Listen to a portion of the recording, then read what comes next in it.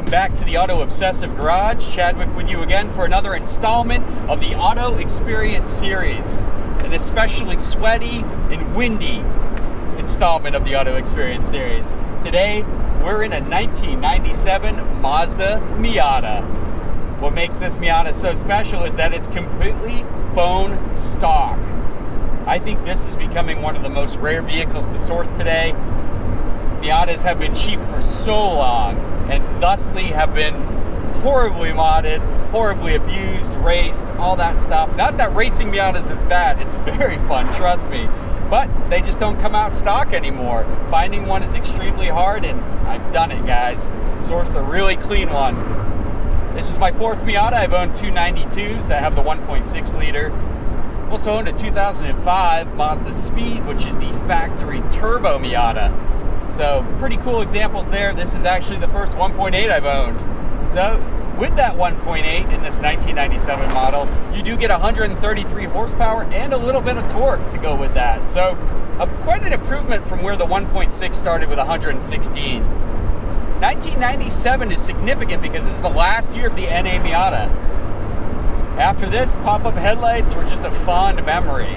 It's a good car. Also with the factory leather interior option, makes it a little more high-end for a Miata. High-end? I don't know. We'll go with that. Yeah, this one is just in exceptional condition, and if I told you the mileage, you wouldn't believe me, because the odometer reads 184,000 miles. Clearly, a well taken care of example. Definitely parked in a garage all the time, or mostly original paint, except for a couple areas, and it's never been modified. The only drawback is I am running 7-year-old all-season tires, so grip is limited, so that's going to impact our performance a little bit, but the ride quality is nice, and the tires are in good enough condition to drive in, so we'll go with that. Everything else is stock, again, except for the radio. There's a JVC head unit in here that sticks out just enough, so when you're shifting up into your third or fifth gear throws, you are hitting your knuckles. That is an excellent mod, but aside from that, bone stock in here. Gotta love Miatas. I know they're a little overplayed. They're always the answer. I get it. A lot of eye rolls. Not a lot of people are impressed. But man, out of the box, you really do get a great handling, lightweight rear-wheel drive vehicle. You get the world around you, which you can see, and it's a beautiful sunny day, as it always is, where we're at.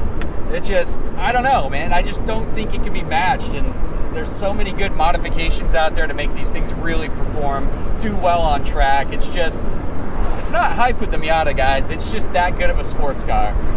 Let's talk about the market as we always do. Market is kind of stabilizing, still a little high right now. But boy, Miatas, for the first time in a long time, like I said before, they have been cheap for so long. This car a couple years ago probably would have went for $3,500 or less, $3,000 even. Today, you are going to pay anywhere between $55 and $85 for a sorted example like this, and a lot more are being listed higher than that. I think a lot of folks are seeing that the NA Miatas are drying up the good examples, so that's increasing value. They are such a good, reliable performance sports car. Performance in quotations there, but you can get a lot out of these things for the price point. Again, maintenance is great, easy to maintain, easy to work on, easy to drive. Really good at teaching you driving fundamentals, being lightweight in rear-wheel drive, having a great manual gearbox and a reliable engine. Yeah, they're worth it. I see why the values are increasing. Is it worth it to buy it now? I don't think these numbers are going down, guys. These are 30-year-old cars. They're not making any more NA Miatas. Not that many people are restoring to stock like some bad people I know. Who would do that? A stock Miata in 2022 is a very rare thing, probably one of the rarer cars out there. So today, we're going to take this awesome car, we're going to put it through our objective test, see if it still hangs, see if it still performs enough to be called a sports car, and just have a blast up in the canyons with it. Check out its driving dynamics. We'll also get the curb weight and everything. Now, these later ones did weigh a bit more than the earlier ones. For this one exactly, we have power steering, ABS, cruise control, air conditioning. These luxury features I'm not used to in my 92s that I usually strip out anyway. Leather seats. Who knows if that weighs more, but it's a feature. Let's take this thing out. Let's have a fun day. Beautiful weather, beautiful roads, a beautiful sports car. I love me a Miata. Let's get on to those objective tests.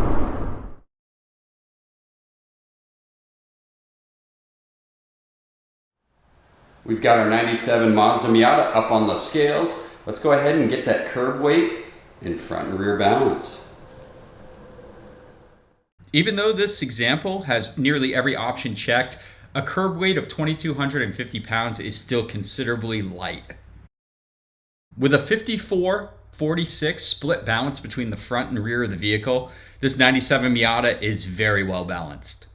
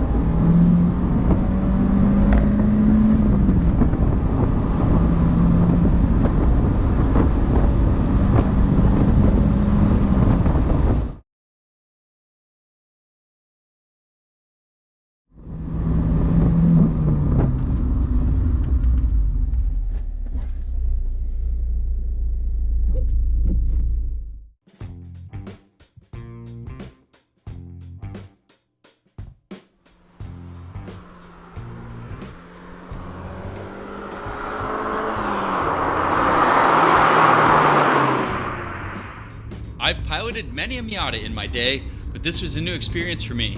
A completely bone stock NA. Not sure if it was my familiarity with the model, or if stock examples are just this approachable, but I was able to completely hoon this machine in the canyons.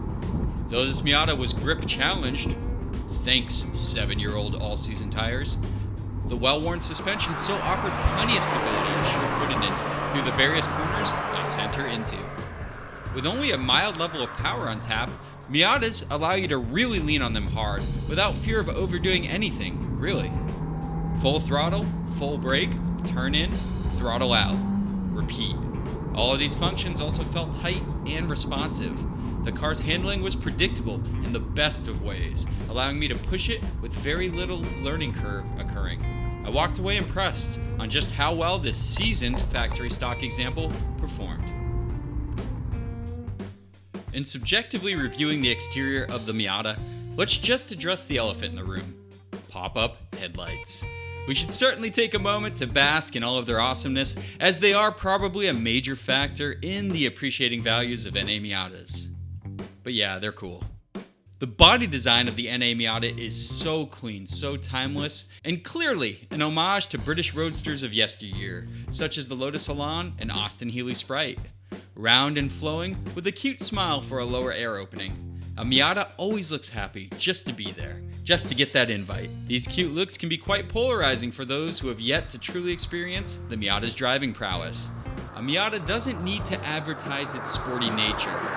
It would rather just cutely smirk in the corner and then confidently blast through the canyons. Most Miata interiors have not aged well at all. Not so much from a design standpoint, as they are simple, minimalist, and very historical roadster in layout, but rather from a quality of material standpoint. Most dashes are cracked and most seats torn. It's the price we pay.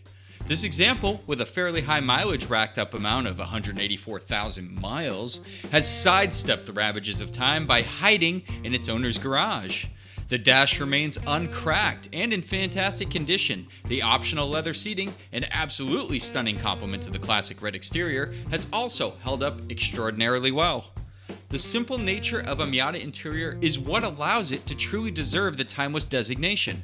There's no tech to become obsolete here, no tacky add-ons or gimmicks left from the interior design drawing board.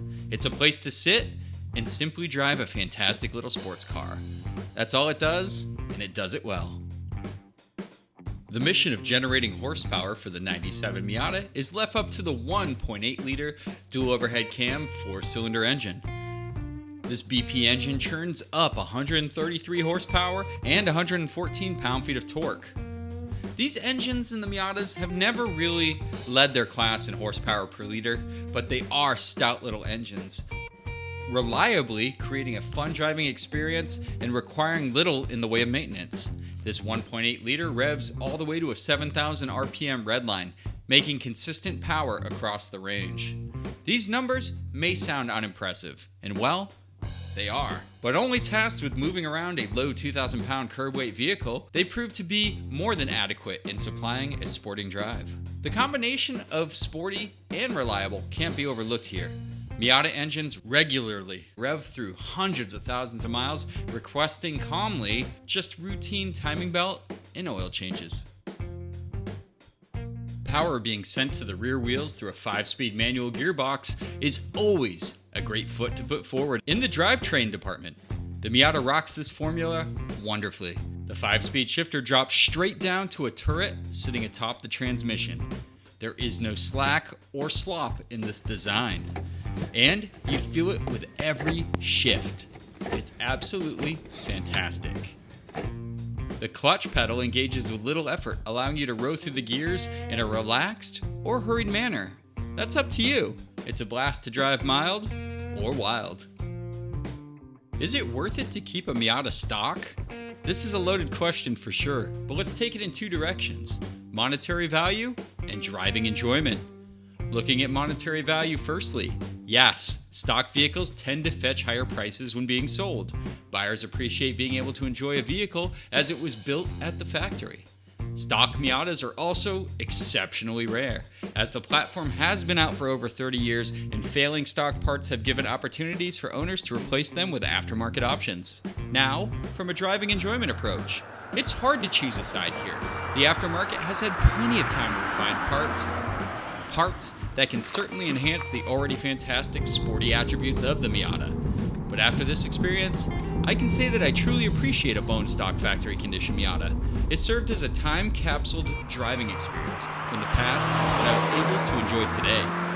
I'd advise anyone that can score a stock or near stock example to gather the parts necessary to restore it to stock condition and experience this, as well as gaining a level of appreciation before you mod it. The value will always be there for clean stock examples, as well as the driving enjoyment.